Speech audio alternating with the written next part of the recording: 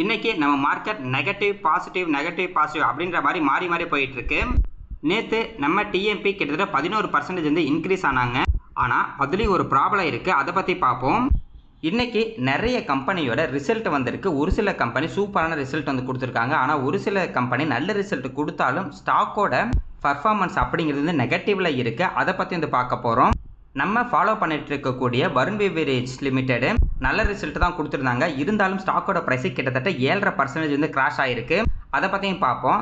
லாஸ்ட்டாக பிஎஸ்சி ஷேரை பற்றி பார்க்க போகிறோம். ஒரு ஸ்டாக்கில் முதலீடு பண்ணும் போது அந்த கம்பெனியோட பி ரேஷியோவை எப்படி செக் பண்ணி எப்போ வாங்கினா நமக்கு நல்ல ரிட்டர்ன் கிடைக்கும் அப்படிங்கிறது தெளிவாக வந்து சொல்லியிருக்கேன்.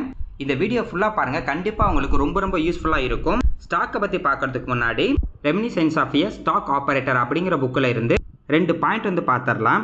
நம்ம ஷேர் மார்க்கெட்டில் நம்ம என்ன தப்பு பண்ணுறோன்னா டெய்லியும் பை அண்ட் செல் பண்ணணும் அப்படின்ற மாதிரி யோசிச்சுட்டு இருக்கோம். அப்போ தான் நமக்கு அதிகமான லாபம் கிடைக்கும் அப்படின்ற மாதிரி யோசிக்கிறோம். அது வந்து பார்த்தீங்கன்னா தப்பு. ஷேர் மார்க்கெட்டை பொறுத்த வரைக்கும் டெய்லியும் பை அண்ட் செல் பண்ணுற ஒரு ஆப்பர்ச்சுனிட்டிலாம் வராது. நம்ம என்ன பண்ணால் நல்லா அனலைஸ் பண்ணிவிட்டு எப்போ ஒரு ஸ்டாக்கை போய் பை பண்ணணுமோ அப்போ தான் ஒரு ஸ்டாக்கை போய் பை பண்ணணும். அதே மாதிரி எப்போ செல் பண்ணணுமோ அப்போ தான் நம்ம வந்து செல் பண்ணணும். ஆனால் நம்ம என்ன தப்பு பண்ணுறோம்னா டெய்லி நம்ம மார்க்கெட் வந்து செக் பண்ணிக்கிட்டே இருக்கோம். அதாவது டெய்லி நம்ம வந்து ஆக்டிவாக இருக்கணும், ஆக்டிவாக இருந்தால் தான் நமக்கு அதிகமான லாபம் கிடைக்கும் அப்படின்ற மாதிரி நம்ம வந்து யோசிக்கிறோம். அப்படிலாம் கிடையாதுங்க. இப்போ ஷேர் மார்க்கெட்டில் நிறைய லாபம் சம்பாரிச்சவங்க எல்லாருமே நல்லா அனலைஸ் பண்ணுவாங்க. அனலைஸ் பண்ணதுக்கப்புறம் அவங்களுக்குன்னு ஒரு பிளானை வந்து வச்சுருப்பாங்க. அவங்க அனலைஸ் பண்ண மாதிரி அவங்க ஜோனுக்குள்ளே வந்தால் மட்டும்தான் பை பண்ணுவாங்க. அதே மாதிரி அவங்க ஜோனை தாண்டி போனதுக்கப்புறம் நல்ல ஒரு லாபம் வந்துருச்சு, இதுக்கப்புறம் அதை செல் பண்ணலாம் அப்படின்னு அவங்க அனலைஸ் பண்ணபடி தான் செல்லும் பண்ணுவாங்க. ஆனால் நம்மளாம் அப்படி கிடையாது. நிறைய பேர் இங்கே என்ன தப்பு பண்ணுறாங்கன்னா டெய்லி நம்ம மார்க்கெட்டை பார்த்துட்டே இருக்கேன், டெய்லி ஏதாவது ஒரு ஸ்டாக்கை வாங்குவோம் விற்போம், அப்போ தான் நமக்கு நல்ல லாபம் கிடைக்கும் அப்படின்ற மாதிரி யோசிக்கிறோம். அப்படிலாம் கிடையாது. ஃபஸ்ட்டு நம்ம ஒரு கம்பெனியை வந்து அனலைஸ் பண்ணோம். அனலைஸ் பண்ணதுக்கப்புறம் ஓகே இந்த ரேஞ்சுக்கு வந்தால் நம்ம வந்து பை பண்ணலாம். அதே மாதிரி இந்த ரேஞ்சை தாண்டும் போது இங்கே வந்து பார்த்தோம்னா ஹை வேல்யூஷனில் இருக்குது, இப்போ மார்க்கெட் சரியில்லை அப்படிங்கும் போது நம்ம வந்து செல் பண்ணலாம் அப்படின்ற ஒரு பிளானை நம்ம வந்து எப்பயுமே வச்சுருக்கணும். அதான் வந்து கரெக்டான டிசிஷனாக இருக்கும். இல்லை அப்படின்னா எல்லோரும் மாதிரியே நான் வந்து லாங் டேர்மில் இன்வெஸ்ட்மெண்ட் பண்ணுறேன் அப்படின்ற மாதிரி கொஞ்சம் கொஞ்சமாக வாங்கிக்கிட்டே இருப்பாங்க. லாங் டேர்மில் வந்து பார்க்கும்போது காம்பவுண்டிங்னால நமக்கு நல்ல ஒரு ரிட்டர்ன் கிடைக்கும். ஆவரேஜாக இல்லாமல் அதை விடவும் நமக்கு அதிகமான லாபம் வேணும் அப்படின்னா நம்ம கண்டிப்பாக அந்த அனலைஸ் வந்து பண்ணணும். ஆனால் டெய்லியும் பை அண்ட் செல் பண்ணால் தான் நம்ம இந்த மார்க்கெட்டில் பணம் சம்பாதிக்க முடியும் அப்படிங்கிற ஒரு தாட் நம்மளுக்கு வந்து இதுக்கப்புறம் இருக்கக்கூடாது. சிம்பிளாக சொல்லணும், முட்டாளுங்க தான் டெய்லி வந்து பார்த்தீங்கன்னா பை அண்ட் செல் பண்ணணும் அப்படின்ற மாதிரி யோசிச்சுக்கிட்டு இருப்பாங்க. ஆனால் உண்மையில அதிகமான பணம் சம்பாதிக்கிறவங்க அவங்களுக்கான அந்த ஜோன் வர வரைக்கும் கண்டிப்பாக வெயிட் பண்ணிவிட்டு அதுக்கப்புறம் கரெக்டான டைமில் வந்து இன்வெஸ்ட்மெண்ட் அப்படி வந்து பண்ணுவாங்க.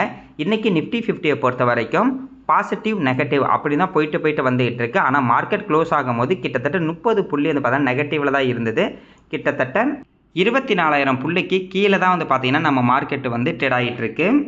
நேற்று நல்ல ஒரு பாசிட்டிவ் இருந்தாங்க. ஆனால் இன்றைக்கி வந்து பார்த்தோன்னா கொஞ்சம் நெகட்டிவில் தான் இருந்துகிட்டு இருக்காங்க. நம்ம நிஃப்டி 50 மட்டும் கிடையாதுங்க, இருக்கக்கூடிய நிறைய இண்டெக்ஸ் வந்து கொஞ்சம் நெகட்டிவில் தான் இருந்தாங்க. பேங்க் 0.57% நெகட்டிவ், எம்ஓ டிஃபென்ஸ் வந்து பார்த்தீங்கன்னா 1.96% negative, silver 3.28% negative, gold 1.48% negative. அதாவது கோல்டு சில்வர் இன்றைக்கி வந்து கம்மியாக இருக்குது. ஆட்டோ வந்து பார்த்தீங்கன்னா 0.67% பாசிட்டிவ், ஐடி 3.27% பாசிட்டிவ். பாருங்கள் ஐடி பாருங்கள் தொடர்ந்து ஏறிக்கிட்டே இருக்குது.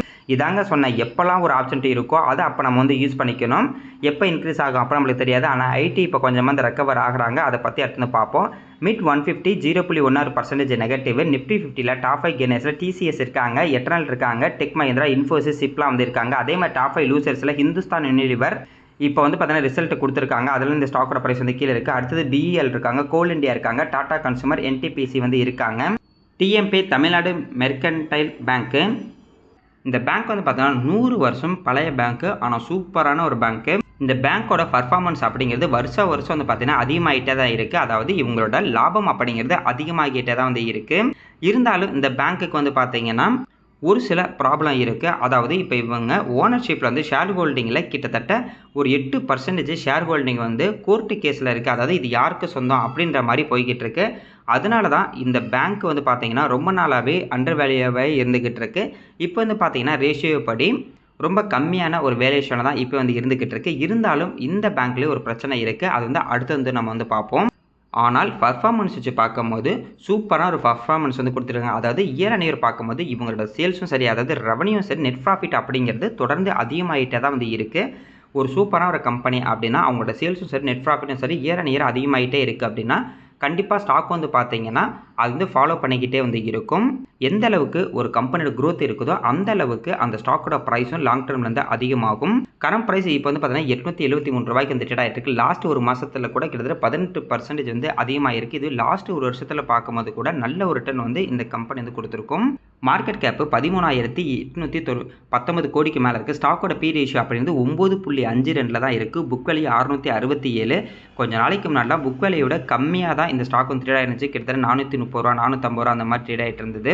அதுக்கு அடுத்தது டிவிடெண்ட் ஈல்டு 1.45%, ROCE அப்படிங்கிறது 7.51%, ROE 14%, ROIC 7.51%, OPM 73% வந்து இருக்கு. இவங்க பேங்க் அப்படிங்கிறனால இந்த ROCலாம் 10 கீழே தான் வந்து இருக்கும். இருந்தாலும் இது வந்து பார்த்தீங்கன்னா சூப்பரான பர்சன்டேஜ். இன்டென்சிக் வேல்யூ வந்து பாருங்க $914 வந்து இருக்கு. அதாவது இந்த கம்பெனியோட கரண்ட் பர்ஃபார்மன்ஸை பார்க்கும்போது ஸ்டாக்கோட ப்ரைஸ் $914 ஒர்த்தான ஸ்டாக் அப்படி மாதிரி அர்த்தம். பிஇஜி ரேஷியோ வந்து பார்த்தீங்கன்னா 1.04 இருக்குது. கிட்டத்தட்ட 2க்கு கீழே தான் வந்து இருக்குது. டெப்ட் ஈக்விட்டி 6.24. இவங்க பேங்க் அப்படிங்கிறனால டெப்ட் ஈக்விட்டி வந்து அதிகமாக தான் இருக்கும். ப்ரைஸ் டு புக் வேல்யூ பார்க்கும்போது கூட 1.31 வந்து இருக்காங்க. ஓவராலாக இந்த ரேஷியோ ரொம்ப சூப்பரான ஒரு ரேஷியோ. இப்போ மற்ற பேங்க்கில் கம்பேர் பண்ணும்போது பரவாயில்ல, 10 கீழே பி ரேஷியோ இருக்குது அப்படின்ற மாதிரி நம்ம வந்து பார்த்துக்கலாம். அடுத்தது இந்த கம்பெனியோட பிஇ ரேஷியோ வந்து பார்க்கலாம். அதாவது ஹிஸ்ட்ரி பிஇ ரேஷியோ வந்து பார்க்கலாம். அதிகபட்ச பிஇ ரேஷியோ அப்படிங்கிறது இப்போ தாங்க வந்து வந்திருக்கு. அதாவது 10 பக்கத்தில் இருக்குது. இதுக்கு முன்னாடி வந்து பார்க்கும்போது கிட்டத்தட்ட 9 பக்கத்தில் இருந்துச்சு. 2023 கீழே போனது வந்து பார்த்தீங்கன்னா 2025 கிட்டத்தட்ட 6க்கு கீழெலாம் வந்து போணுச்சு. பிஇ ரேஷியோ வச்சு பார்க்கும்போது இப்போ இந்த கம்பெனியோட பிஇ ரேஷியோ அப்படிங்கிறது ரொம்ப அதிகமாக வந்து இருக்குது. இதில் நிறைய பேர் என்ன பண்ணுவாங்கன்னா, எப்போல்லாம் ஒரு கம்பெனியோட ஹிஸ்ட்ரி பிஇ ரேஷியோ பக்கத்தில் போகும்போது அந்த ப்ராஃபிட் புக்கிங்காக வந்து பார்ப்பாங்க. அதே மாதிரி எப்போல்லாம் ஆவரேஜ் பிஇ ரேஷியோக்கு கீழே கரண்ட் பிஇ ரேஷியோ வருதோ அது வந்து பார்த்தீங்கன்னா பையிங் ஜோனாக வந்து பார்ப்பாங்க. இந்த கம்பெனியை பொறுத்த வரைக்கும் இப்போ அதோட ஹை பிஇ ரேஷியோவில் தான் வந்து ட்ரேட் ஆகிட்டு இருக்கு. அதனால் நம்ம கொஞ்சம் தள்ளி இருந்து பார்க்கலாமோ அப்படின்ற மாதிரி வந்து யோசிச்சுட்டு இருக்கோம். இருந்தாலும் இவங்களோட பர்ஃபார்மன்ஸ் அதிகமாக இந்த கம்பெனியோட பிஇ ரேஷியோவும் அதிகமாகிறதுக்கும் ஒரு வாய்ப்பு இருக்குது. இது 2 வாய்ப்புமே இந்த கம்பெனியில் இருக்குது. இருந்தாலும் இப்போ நான் வந்து பார்த்தீங்கன்னா ரொம்ப அனலைஸ் பண்ணி பார்த்ததில்ல. நிறைய கம்பெனி வந்து என்ன பண்ணுதுன்னா, கரெக்டாக அதோட ஹை பிஇ ரேஷியோ போகும்போது அதுக்கப்புறம் மார்க்கெட் வந்து கீழே போகுது. அப்படிங்கும்போது அந்த ஸ்டாக்கோட ப்ரைஸும் கொஞ்சம் நாளைக்கு வந்து கீழே வருது. அதனால் கொஞ்சம் தள்ளி இருந்து நம்ம வந்து பார்க்கலாம். இல்லை லாங் டர்ம் தான் கம்பெனியோட பர்ஃபார்மன்ஸ் ரொம்ப நல்லா இருக்குது அப்படின்னா கூட லாங் டர்ம் கூட நம்ம வந்து எடுத்துக்கலாம். அது உங்களோட விருப்பம் தான். அடுத்தது Kalyan jewellers India limited. Kalyan ஜுவல்லர்ஸை பற்றி நம்ம தொடர்ந்து 2-3 மாதமாக பேசிக்கிட்டே இருந்தோம். ஏன்னா லோ ப்ரைஸில் இருந்துச்சுங்க. ரொம்ப ஹையில் இருந்த இந்த ஸ்டாக்கோட ப்ரைஸு கம்பெனிக்கு எந்த பிரச்சனையும் இல்லை. அதே மாதிரி இவங்க வந்து பார்த்தீங்கன்னா கோல்டு சில்வர் இந்த மாதிரி ஜுவல்லரி பிஸ்னஸ்லாம் இருக்காங்க. இருந்தாலும் இந்த ஸ்டாக் வந்து பார்த்தீங்கன்னா தொடர்ந்து கீழே போய்கிட்டே இருந்தது. இப்போ கொஞ்சமாக ரெக்கவர் ஆகி மேலே வந்துட்டாங்க. கிட்டத்தட்ட லாஸ்ட் ஒரு மாதத்தில் 58% இந்த ஸ்டாக்கோட ப்ரைஸ் வந்து இன்க்ரீஸ் ஆகிருக்கு. சூப்பரான ஒரு ரிட்டர்னு. இதை தான் நம்ம அடிக்கடி என்ன சொல்லுவோன்னா, சூப்பரான ஒரு பர்ஃபார்மன்ஸ் இருக்கக்கூடிய ஒரு கம்பெனி ஸ்டாக்கோட ப்ரைஸ் எந்த ஒரு காரணமும் இல்லாமல் மார்க்கெட் கீழே போகுது அப்படிங்கிறதுக்காக அந்த ஸ்டாக்கோட ப்ரைஸு கீழே போய்கிட்டே இருக்குது அப்படின்னா அதை நம்ம வந்து பார்த்திங்கன்னா நல்ல ஒரு வாய்ப்பை வந்து யூஸ் பண்ணிக்கணும். இவங்களோட மார்க்கெட் கேப்பு 61,000 கோடிக்கு மேலே இருக்குது. 52 வீக் ஹை அப்படிங்கிறது 614 இருக்குது. கரெக்டாக ஸ்டாக்கும் அதே 616 பக்கத்தில் வந்து இருக்குது. கிட்டத்தட்ட $327 வரைக்கும் கீழே போணுச்சு. இப்போ அப்படி இன்க்ரீஸ் வந்து ஆகிட்டாங்க.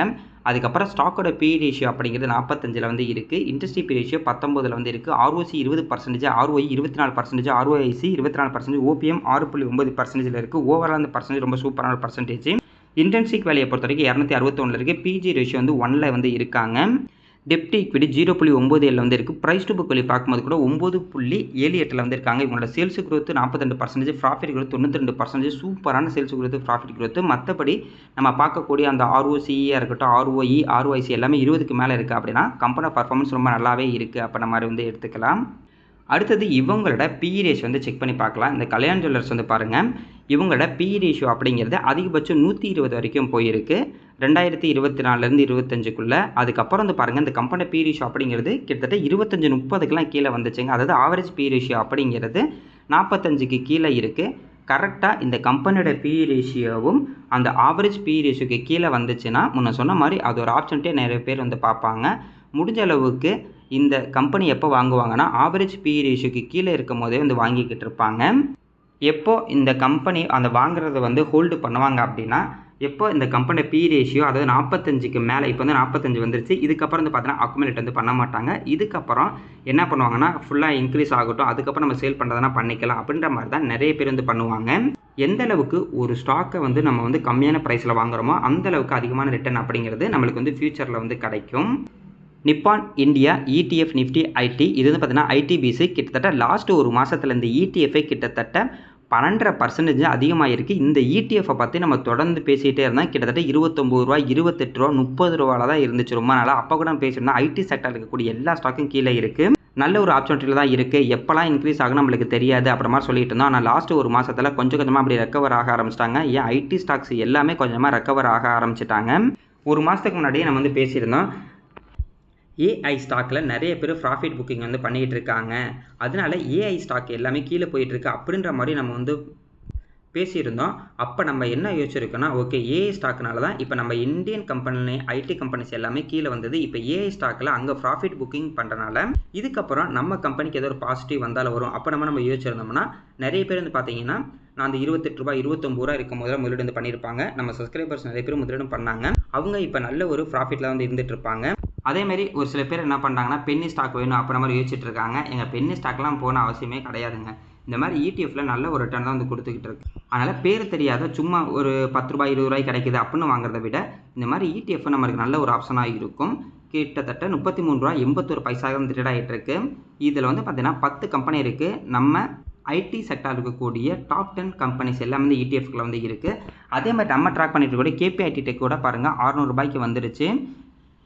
இன்றைக்கி 3% பாசிட்டிவ். கோஃபோர்ஜ் வந்து பார்த்தீங்கன்னா இன்றைக்கி கிட்டத்தட்ட 10% பாசிட்டிவில் வந்து இருக்காங்க.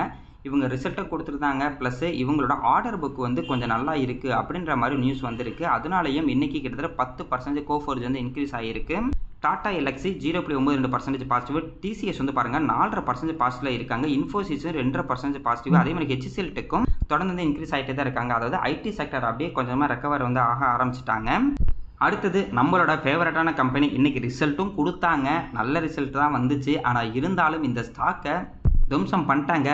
ஸ்டாக் வந்து பார்த்தீங்கன்னா இப்போ ஒரு மதியெல்லாம் பார்க்கும்போது கிட்டத்தட்ட 7.5% வந்து கிராஷ் ஆகிருந்துச்சு. கரண்ட் ப்ரைஸ் 433 ரூபாய்க்கு வந்து ட்ரேட் ஆகிட்டு இருக்கு. ஃபஸ்ட்டு இவங்க ரிசல்ட் வந்து பார்த்துடலாம்.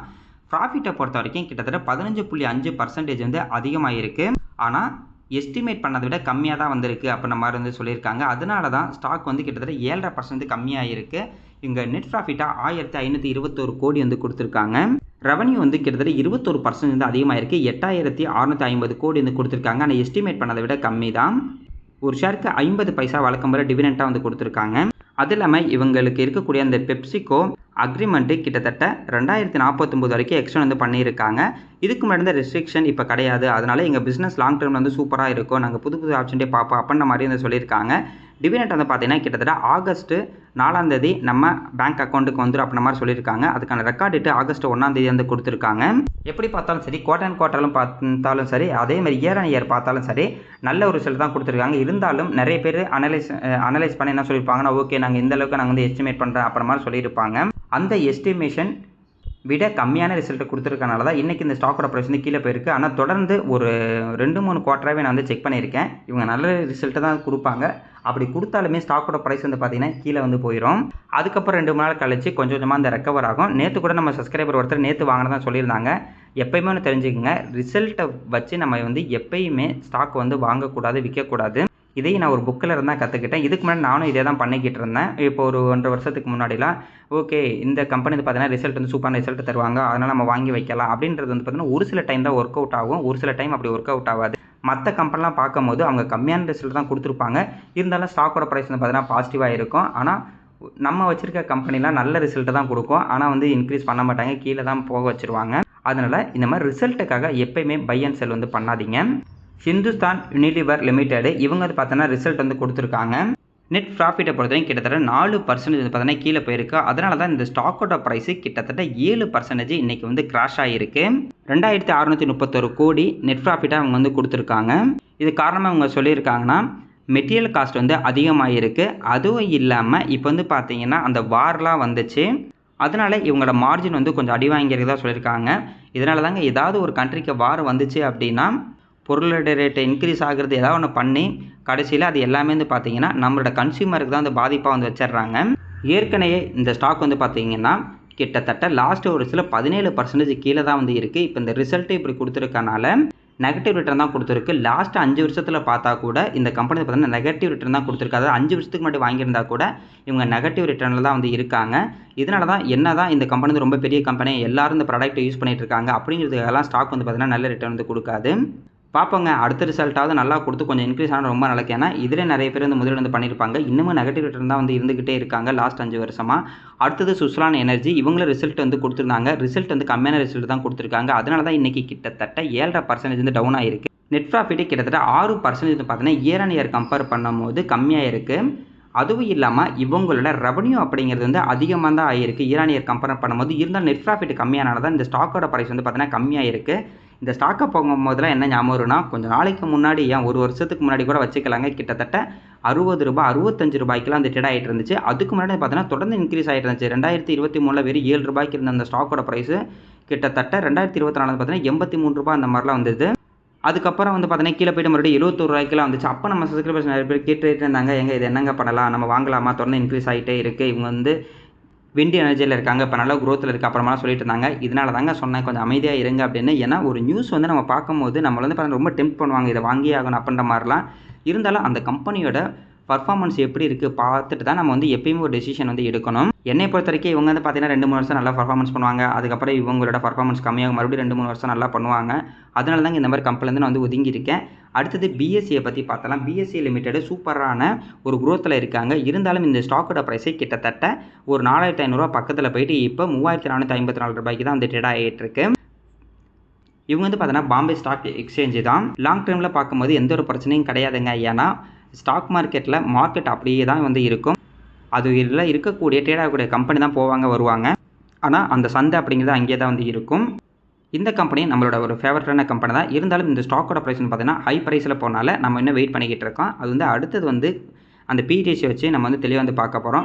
ஃபஸ்ட்டு இந்த கம்பெனியோட கீ ரேஷியோ வந்து பார்த்தலாம். மார்க்கெட் கேப் 1,40,000 கோடிக்கு மேலே வந்திருக்கு. ஸ்டாக்கோட பி ரேஷியோ 56 இருக்குது. இண்டஸ்ட்ரி பி ரேஷியோ 52 வந்து இருக்குது. ROC 58%, ROE 44%, ROIC 70%, OPM 63% வந்து இருக்குது. ஓவரால் அந்த பர்சன்டேஜ் பாருங்கள் 20%க்கு மேலே வந்துருக்கு. சூப்பரான ஒரு பர்சன்டேஜுங்க. இந்த மாதிரி தான் இந்த 4% 20%க்கு மேலே இருக்க மாதிரி ஒரு கம்பெனியை நம்ம வந்து செலக்ட் பண்ணோம். அடுத்து இன்டென்சிக் விலை 1711 வந்து இருக்குது. பிஜி ரேஷியோ வந்து பாருங்கள் 0.46 வந்து இருக்குது. பிஜி ரேஷியோ 2க்கு கீழே வந்து இருக்குது. டெப்ட் ஈக்விட்டி 0, உங்களுக்கு கடனே கிடையாது. ப்ரைஸ் டு புக் பார்த்தா கூட 21.1% வந்து இருக்குது. சேல்ஸ் growth, ப்ராஃபிட் growth பாருங்கள் 50%, 78% வந்து இருக்குது. இது எல்லா பர்சன்டேஜ் மினிமம் 20%க்கு மேலே இருக்குது. அப்படின்னா இந்த கம்பெனியோட பர்ஃபார்மன்ஸ் ரொம்ப சூப்பராக இருக்குது. அதுக்கேற்ற மாதிரி ஸ்டாக்கோட ப்ரைஸ் வந்து பார்த்தீங்கன்னா நல்லா வந்து இன்க்ரீஸ் ஆகும்.